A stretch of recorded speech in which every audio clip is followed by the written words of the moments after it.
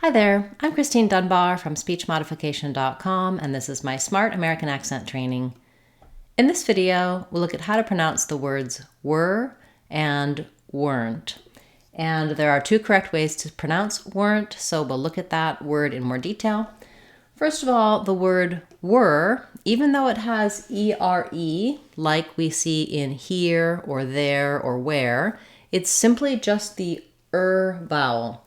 So I've rewritten it here for you with W-E-R. We spell that vowel with E-R, U-R, O-R, I-R, lots of different ways. In fact, there's another word, were, like something the movement were, that has the same pronunciation, and it's spelled with W-H and with I-R, but it has the exact same IPA because it's an and a W sound together. So whatever way you want to respell it, to be aware that the were is just the basic sound, doesn't have any air or I or any other sounds there.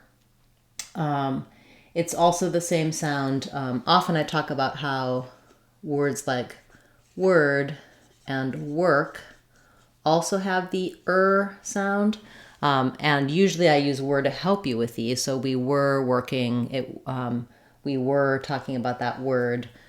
So even letters OR can say the sound. You can check out my videos for those words, as well as my videos for letters OR and letters ER to help you with understanding the difference between the spelled letters and the sounds in the words. Then when it comes to weren't, the meaning, of course, is were not. And we can say we were not, but typically Americans will use the contraction weren't in 99% of the cases. We would say were not if we were trying to emphasize the not. We were not doing that and highlighting it. Otherwise, we're always going to be saying we weren't doing that, we weren't going, using this contracted form. That often people who are not native speakers think that the contraction might be more informal or not appropriate for spoken speech, but it is. It's formal, it's professional, and I suggest using it. It makes your speech sound more fluent. Oftentimes, too, people are daunted by how to pronounce something that's a contraction, so I have a number of videos talking about that. In this video, focusing on weren't, there's two ways. In the dictionary, you might see it as weren't, two syllables, with maybe a little schwa sound here, weren't. Or you can use a syllabic end. Basically, you're going to say an n sound and the t.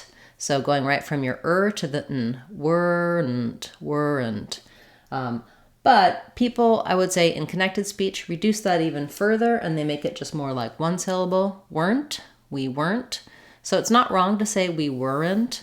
We weren't worried, but we might reduce it down to we weren't worried. This combination, earned, might not be super easy for you to say with the W sound, so I would suggest building from the sounding like were, weren't. You can also build on slowly at the end. You can try were, wern, weren't. The T will follow the rules of final T. We weren't going, so I might use that unreleased T if the next word starts with a consonant sound, or we weren't able. That's one place where if the next word starts with a vowel, I can either say we weren't able with that stop T, or we weren't able. You may hear that sometimes people will leave that T off in that NT combination. So pretty complicated word, a lot of different ways to be pronouncing it depending on the context.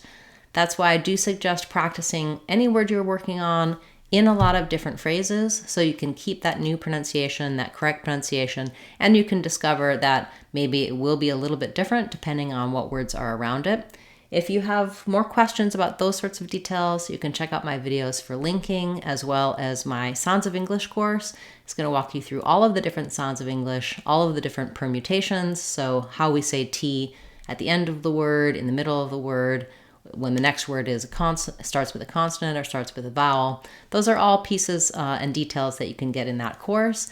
It will help you build a strong foundation to pronounce any word you like confidently and easily in American English. That's our Sounds of English course on speechmodification.com. I hope you'll check it out. Thanks so much for watching this video. I hope that it's helped you with these words were and weren't. And let me know what you think, what questions you have, or what videos you'd like to see me cover in future lessons and Word of the Day videos. You can also attend our Saturday live question and answer classes. Type your questions in the chat and I'll answer those for you live. You can see the upcoming Word of the Day videos and the upcoming live streams on our channel page at Speech Modification. So do check that out. And thanks so much for your likes, your comments, your shares. All of those things are helping the channel to grow, and I truly appreciate your support. Looking forward to seeing you tomorrow in our next Word of the Day and Saturday in our live question and answer class. I'm Christine Dunbar from SpeechModification.com. Remember, if you want to sound like a native speaker, you can do it. SpeechModification.com. Bye, everyone. Hope to see you again soon.